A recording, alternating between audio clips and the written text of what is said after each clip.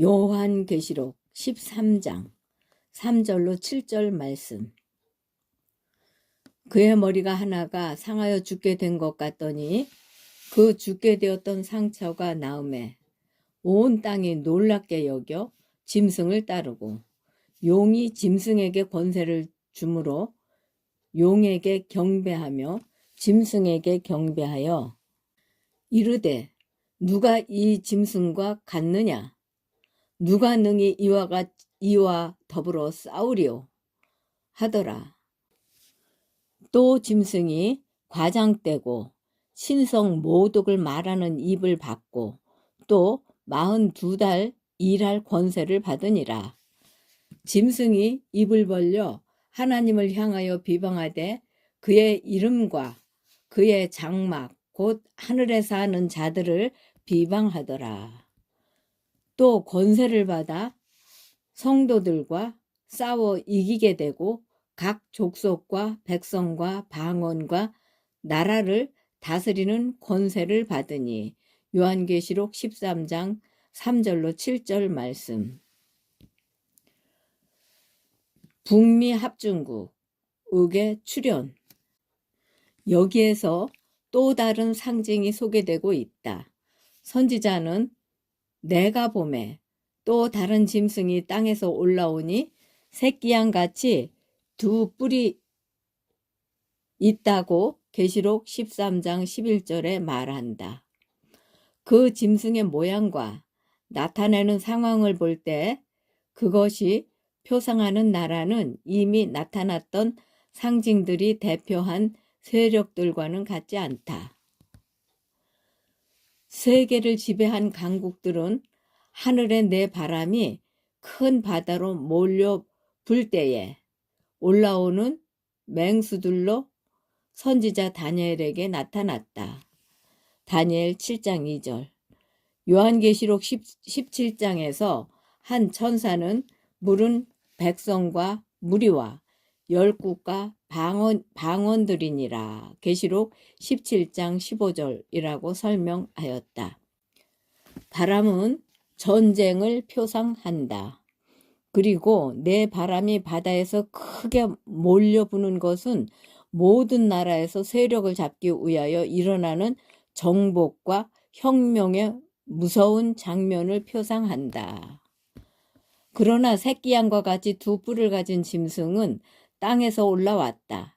이와 같은 모양으로 표상된 나라는 자기 스스로를 확립하기 위하여 다른 세력을 넘어뜨리는 대신 일찍이 아무에게도 점령된 일이 없는 지역에서 일어나서 점진적으로 또한 평화롭게 자라난 나라여야 한다. 새끼양같이 두 뿔이 있고 그 두 뿔 가진 새끼양 같은 짐승은 어리고 순진하고 온순한 것을 나타내고 있으며 선지자가 올라오리라고 말한 그대로 1798년에 나타난 합중국의 성격을 적절히 묘사하고 있다. 그러나 이 새끼양과 같은 뿔이 있는 짐승이 용처럼 말하더라. 저가 먼저 나온 짐승의 모든 권세를 그 앞에서 행하고 땅과 땅에 거하는 자들로 처음 짐승에게 경배하게 하니 곧 죽게 되었던 상처가 나은 자니라. 땅에 거하는 자들에게 이르기를 칼에 상하였다가 살아난 짐승을 위하여 우상을 만들라. 계시록 13장 11절부터 14절 말씀이라고 한다. 새끼양과 같은 뿔과 용과 같이 말하는 소리는 그 표상하는 나라가 공언하는 바와 실제적 행동이 놀라울 만큼 모순됨을 가리킨다. 한 국가가 말한다는 것은 그 나라의 입법과 사법상 권위를 행사함을 의미한다. 이와 같은 행위를 통하여 그 나라가 일찍이 국시로 공포한 자유와 평화의 원칙이 허위임을 증명한다. 용처럼 말하고 먼저 나온 짐승의 모든 권세를 쓴다는 예언은 그 나라가 일찍이 용과 표범과 같은 짐승으로 표상된 나라들이 나타낸 편협한 정신과 박해의 정신을 드러낼 것을 명백히 예언하고 있다. 그리고 이 두 뿔 가진 짐승이 땅에 거하는 자들로 처음 짐승에게 경배하게 하니 곧 죽게 되었던 상처가 나은 자라고 한 말은 이 나라가 법왕권에게 경의를 표하게 할 어떤 도를 강요하는 일이 그 권위를 행사할 것을 나타낸다. 그와 같은 행동은 그 정부의 원칙과 자유제도의 정신과 또한 엄숙하고 명백한 독립선언과 헌법에 배치되는 일이다. 미국의 건국자들은 교회의 일에 세속적 권력을 사용할 때 필연적으로 초래되는 편협과 박해를 일으키지 않기 위하여 현명하게 노력하였다.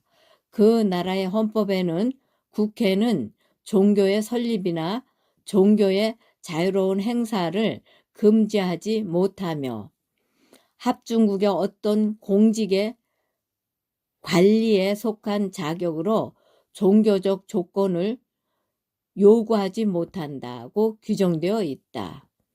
어떠한 경우에든지 국권으로 종교의 신봉을 강요하는 것은 국민의 자유에 대한 안전책을 무시하는 유린하는 데 불과하다. 그러나 그 표상에 있어서는 가장 큰 모순이 나타나 있다. 이 새끼양과 같이 두 뿔을 가진 짐승, 곧 순결하고 온순하고 해를 끼치지 않을 것처럼 보이는 그 짐승이 실상은 용처럼 말한다. 땅에 거하는 자들에게 이르기를 짐승을 위하여 우상을 만들라 하더라. 여기에 입법권이 국민에게 있는 정부의 형태가 분명하게 묘사되어 있으며 그것은 북미 합중국이 예언에 나타난 바로 그 나라라는 가장 확실한 증거가 된다. 그러면 짐승의 우상은 무엇이며 그것은 어떻게 만들어질 것인가?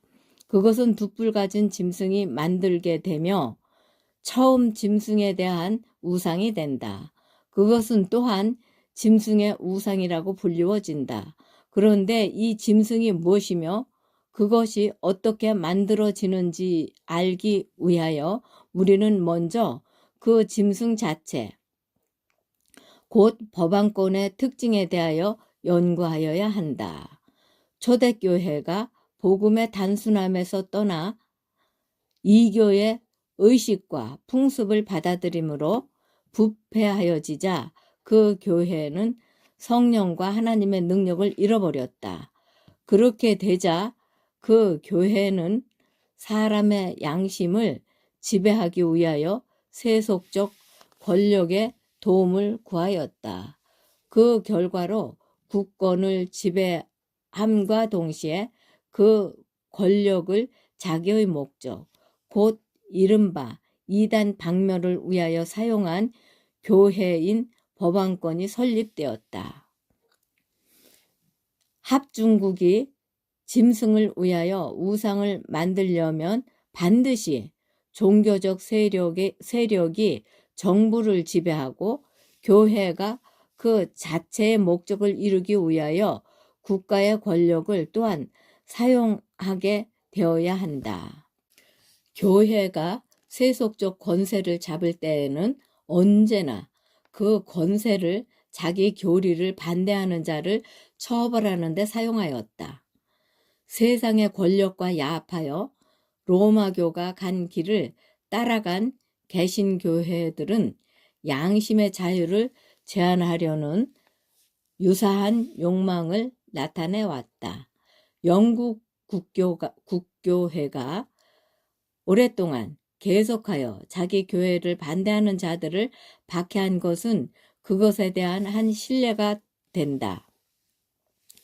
실로 16세기, 17세기 동안에 국교도가 아닌 무수한 전도자들은 그들의 소속 교회를 떠나지 않을 수 없게 되었으며 목사나 일반 신도를 막론하고 과료, 투옥, 고문, 순교를 당하게 되었다. 초대교회가 세상의 정부의 도움을 구한 것은 배교였으며 그것이 짐승, 곧 법안권이 발전되는 길을 마련하였다. 바울은 먼저 배도하는 일이 있고 저 불법의 사람, 곧 멸망의 아들이 나타나기 전에는 이르지 아니하리라.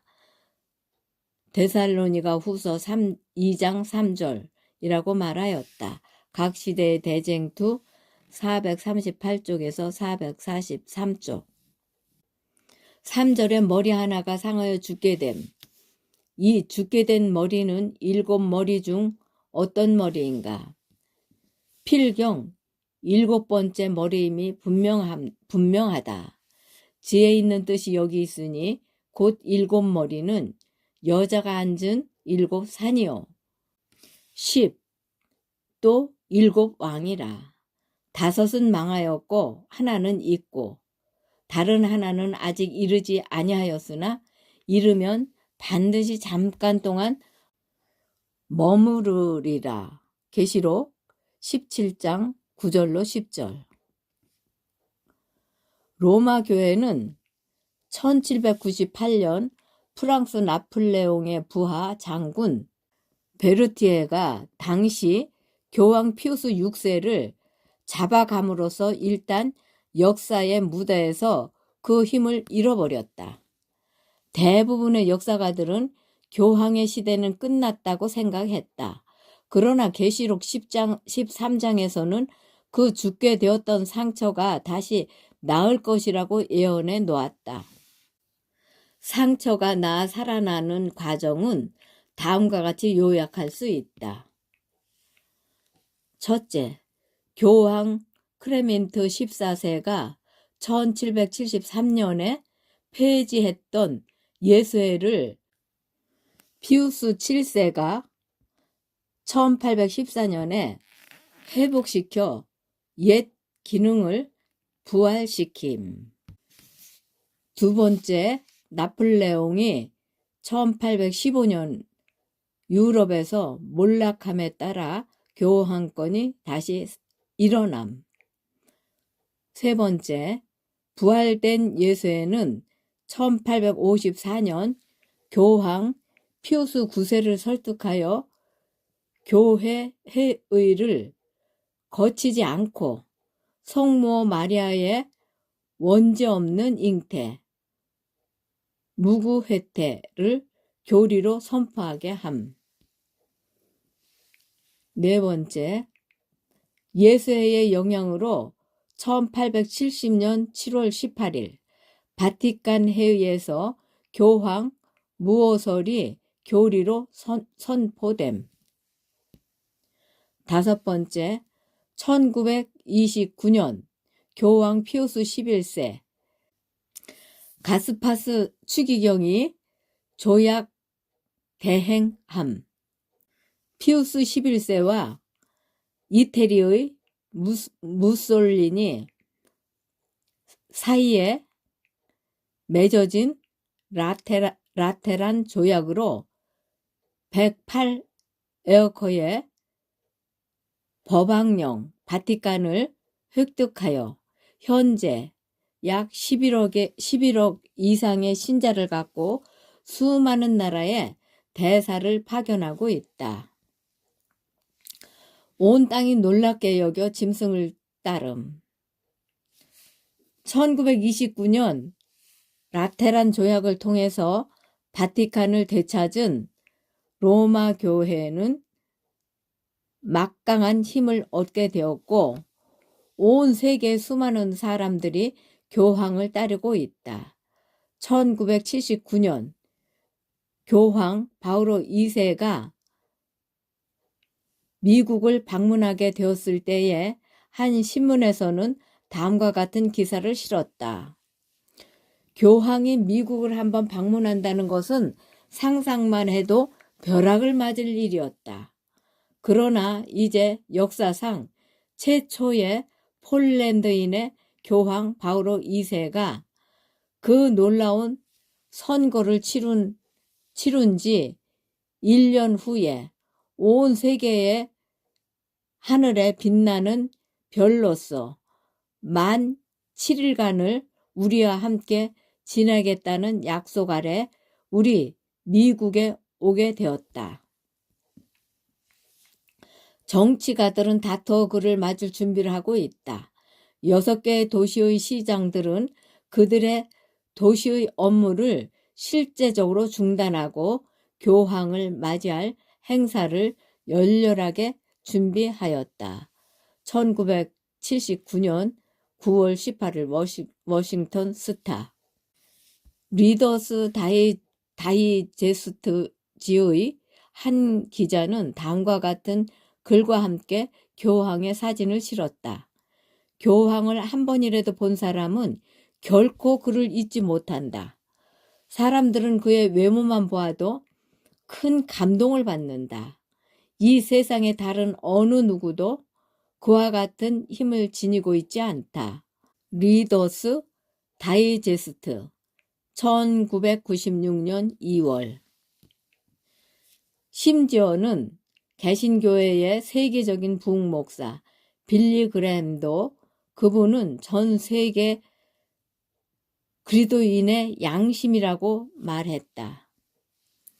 군사력도 없고 거대한 정치적 국가의 대통령도 아닌 교황이 그토록 큰 힘을 갖게 되는 것은 무슨 연유인가. 오늘날 전 세계의 정치인들은 교황의 말 한마디에 큰 영향을 받고 있다. 심지어 각 나라의 추기경의 정치적 영향력도 결코 무시할 수 없는 형편이다. 그 힘의 근원은 무엇인가? 우리는 다음에 성경 말씀을 주시해야 한다. 용이 짐승에게 권세를 주므로 용에게 경배하며 짐승에게 경배하여 이르되 누가 이 짐승과 같으냐? 누가 능히 이와 더불어 싸우리요? 하더라. 계시록 13장 4절. 사단은 모든 사람이 가담하게 될 최후의 대쟁투를 위하여 그의 계획을 부지런히 짜고 있다.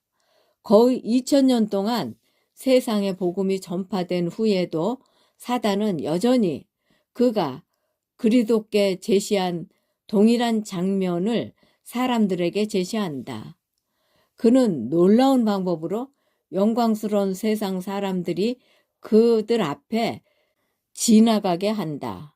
그는 자기 앞에 엎드려 경배하는 모든 사람들에게 그것을 주겠다고 약속한다. 그리하여 그는 사람들을 자기의 지배 아래 끌어들이고자 한다. 사단은 자기 자신을 하나님처럼 만들고 자기의 세력에 반대하는 모든 자들을 죽이기 위하여 힘을 다하여 활동하고 있다. 오늘날 세상 사람들은 그 앞에 굴복하고 있다. 그의 세력은 하나님의 세력처럼 환영을 받고 있다. 온 땅이 이상히 여겨 짐승을 따르더라고 한 요한계시록의 예언이 성취되고 있다. 교회 증언 6권 14쪽. 믿음은 진정한 기초이신 그리스도께로부터 로마 교황에게로 옮겨갔다. 사람들은 죄의 사유와 영원한 구원을 하나님의 아들에게 의뢰하는 대신에 교황과 교황에게서 권세를 받은 신부나 주교에게 구하게 되었다. 교황은 세상에 있는 그들의 중보자이며 그를 통하여서만 하나님께 나아갈 수 있으며 교황은 그들에게 하나님의 우치에 서 있으므로 그에게 절대적으로 복종하지 않으면 안 된다고 그들은 배웠다.